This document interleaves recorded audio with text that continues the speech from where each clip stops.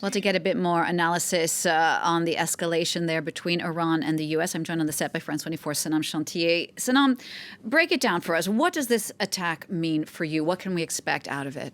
Jeannie, before I launch into that, I want to make something clear, something that you very correctly pointed out to, and this is a crucial fact that it's been grossly misrepresented across the board. The fact that Iran, in the late hours of Wednesday, hit Iraqi military sites that host US soldiers, not US military sites. These nuances really matter at times like this when tensions are these highs. Now, we will know where the US stands when it comes to these attacks, when, of course, Donald Trump wakes up and delivers that long-awaited statement or tweet, something that we've become very accustomed to. For now, I want to delve into how the Iranians are selling this back at home. State media is reporting that 30 US soldiers were killed as a result of these attacks. Of course, these claims have so far been vehemently denied by Washington. In fact, we're hearing reports from both sides that there were no casualties, not even on the Iraqi side. Now, based on the statements that are pouring out of Iran today, and this is me, I have to be very clear about this, putting my editorial hat on here. These attacks were aimed at delivering a message, saving face, if you like, in the aftermath of the assassination of Iran's top commander, Qasem Soleimani, at the hands of the Americans. Not necessarily an escalation, not necessarily causing real damage.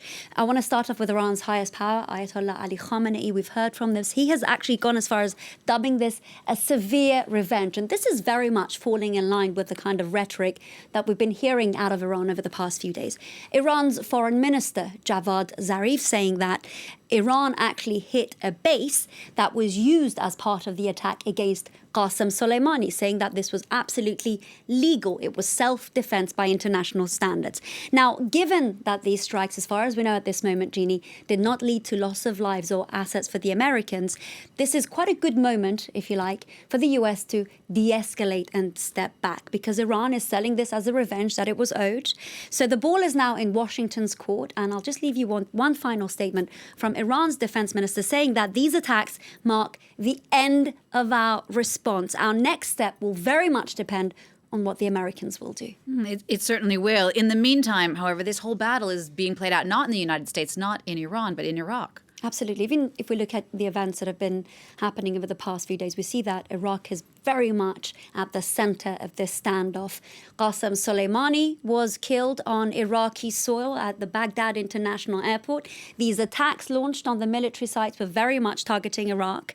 Now, this is just a very small insight, and it's not a new phenomenon. This goes back to the 1979 revolution, after which Iran decided to develop and spread its proxies, its power, its tentacles across the region.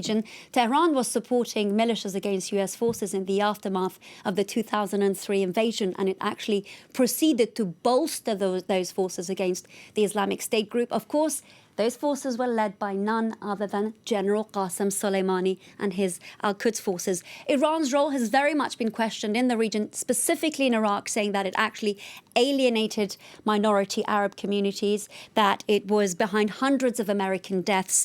It was also behind waves of militia attacks against Israeli targets. Something to keep a very close eye on is just how this standoff continues to play out on Iraqi soil, not Iran or the US. Tense events coming up. Sanam, thank you for that. France 24's Iran specialist, Sanam Chantier, thank you.